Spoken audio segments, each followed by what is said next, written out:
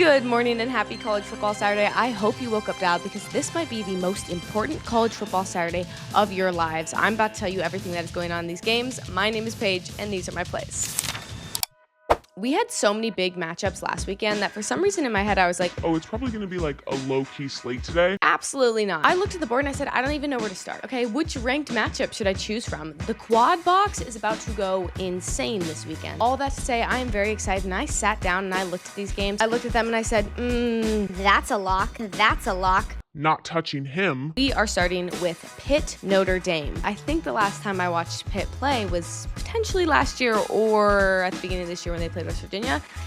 I don't know. I don't watch Pitt play. Who does? Name the last time you turned on a Pitt game. But Pitt is all of a sudden ranked. This is obviously a big game. It's against Notre Dame. Game day is going to be there. It's a ranked matchup. You would think that Pitt would think that this is an important game, but their coach in a press conference literally said, I don't care if we lose this game. I do not care about this game as long as we win our next two in-conference games. Which brings me to my next topic of why isn't Notre Dame in a conference? We just let them do whatever they want, make whatever schedule they want, and then we go, oh, Notre Dame, so good. Clap, clap, clap. No. Go win a conference title, and then you can tell me that you're good. I know, most everyone disagrees with that. All that being said, Notre Dame, I do believe, is significantly better than Pitt. I don't think this is going to be a close game. I don't think this is one of those games where we go, wow, Pitt was so underrated, and they're really good. I think we go, It's really what we expected here, isn't it? So I'm taking two picks from this game on each side of the ball. I'm taking Desmond Reed, Pittsburgh's running back, less on his rushing and receiving yards. This is purely because I believe Notre Dame's defense is much better than Pitt's offense. On the flip side, I'm taking Jeremiah Love more on rushing yards. Although I just talked a bunch of trash about Pitt, this is still a ranked matchup, which means this is one of the only opportunities in season for Jeremiah Love to prove that he can do well against top-ranked teams because Notre Dame's schedule is notoriously easy. I hope he does that for my sake, and if you tail this, for your sake as well, and I think you should tail this because these are sharp.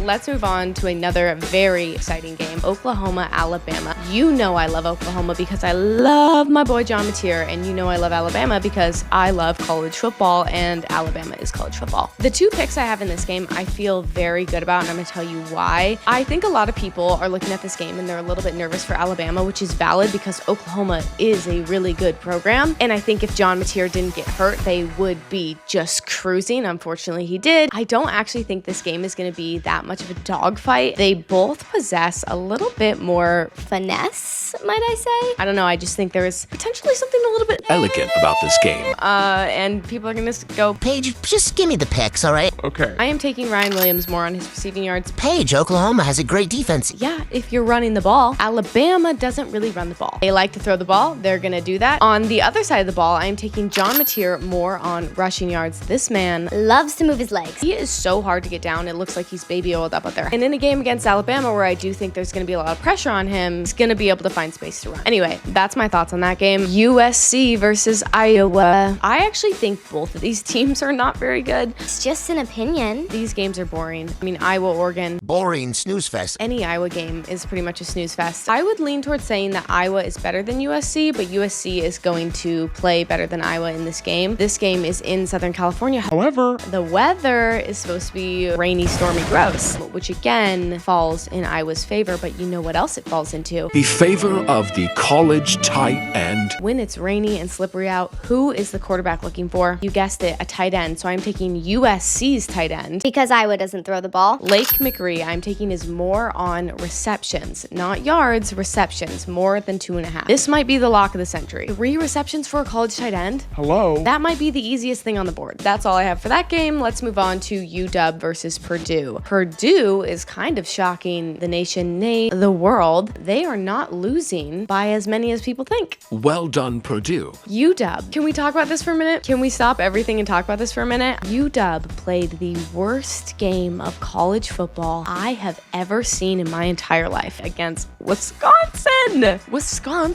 However, credit where credit is due. UW in Seattle is a different team. However, I made a promise to myself that I would never take a UW player ever again because they lost the lineup for me. So I am looking at Purdue, but I'm looking at a less than. I am taking Purdue's quarterback Ryan Brown less on his passing yards. For one thing, he doesn't pass the ball a lot anyway. And for another thing, UW's defense has actually been really good this year. I think they're going to be very fired up and they are going to Crush Purdue. These next two picks are coming from some very, very, very important SEC games. The first being Ole Miss, Florida. And if you guys don't know what's going on outside of this game, but with these two teams, let me explain. Florida is trying to poach Lane Kiffin from Ole Miss right now. Everybody knows it. I can't imagine how awkward this must be. The tension on the field, you could cut it with a knife. And this game is getting talked about a lot because of this tension, and people are calling it a distraction. I don't necessarily agree with that. I don't think that any of the Ole Miss players are thinking, Oh no, Lane Kiffin's just gonna walk across the field and put a Florida jacket on. I think if anything, the Ole Miss players are just gonna wanna absolutely destroy Florida. You're trying to take our coach, but we're gonna show him how much better this program is. That's what I would think. And this play is another one of My sneaky little picks. I'm taking Quan Lacey, Ole Miss's running back, more on receiving yards. Yes. I'm honestly really confident in that pick as well. I'm confident in all these picks. Genuinely, I wouldn't take it if I didn't believe in it. we are headed into our last pick, the scariest game of the day. This is Texas,